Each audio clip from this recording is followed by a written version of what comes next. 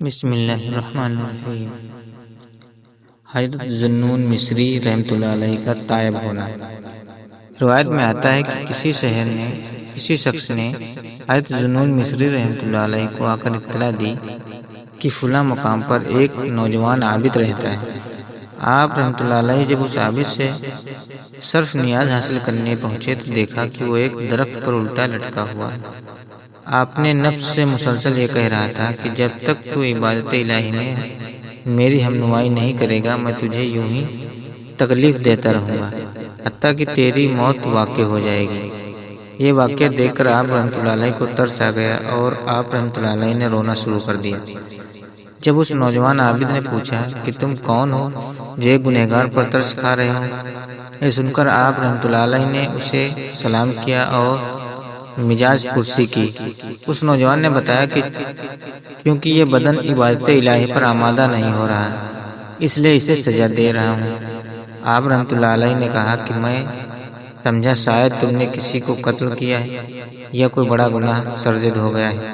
اس نوجوان عابد نے کہا کہ تمام گناہ مخلوق سے اختلاط کی وجہ سے پیدا ہوتے ہیں، اس لیے مخلوق سے رسم و راہ کو بہت بڑا گناہ تصور کرتا ہوں۔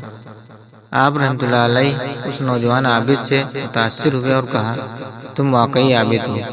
اس نوجوان نے کہا کہ اگر تم مجھ سے بڑے کسی عابد کو دیکھنا چاہتے ہو تو سامنے پہاڑ پر چلے جاؤ۔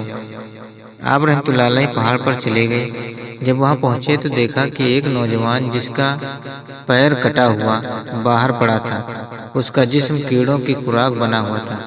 آپ رحمۃ اللہ علیہ نے اس نوجوان کو سلام کیا اور اس کا حال دریافت کیا۔ اس نوجوان نے کہا کہ ایک دن وہ اسی جگہ مصروف عبادت تھا کہ ایک خوبصورت عورت سامنے سے گزری جس کو دیکھ کر میں فریب شیطانی میں مبتلا ہو گیا۔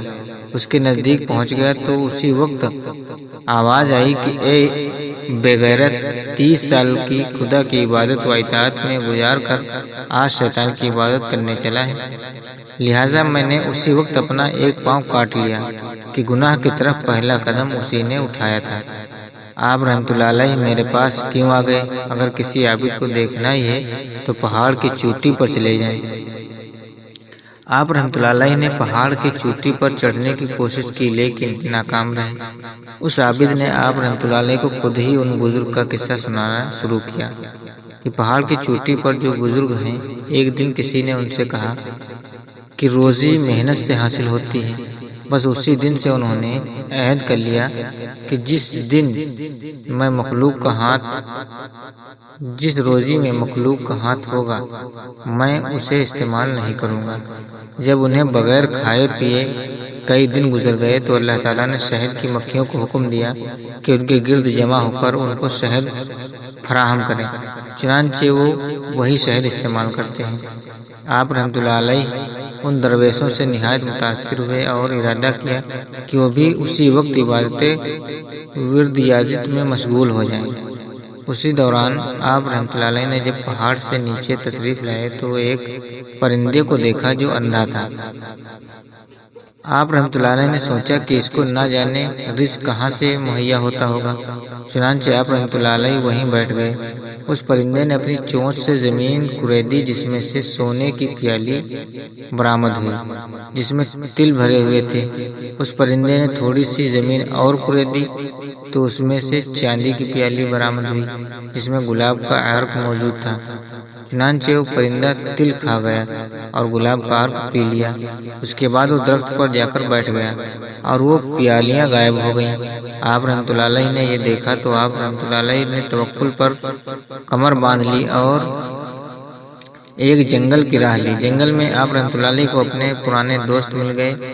اتفاق سے جنگل میں ان حضرات کو ایک خزانہ برآمد ہو گیا۔ آپ رحمۃ اللہ علیہ نے اس خزانہ کو اپنے ساتھیوں میں تقسیم کر دیا اور خود اس خزانے میں موجود ایک لوح جس پر اسماء الہی کوئندہ تھے وہ اپنے پاس رکھ لی۔ رات کو آپ رحمۃ اللہ علیہ نے خواب میں منادی سنی کہ ذوالنون سب نے دولت تقسیم کی لیکن تو نے میرا نام پسند کیا جس کے عوض میں ہم نے تیرے اوپر علم و حکمت کے دروازے کشادہ کر دیے ہیں۔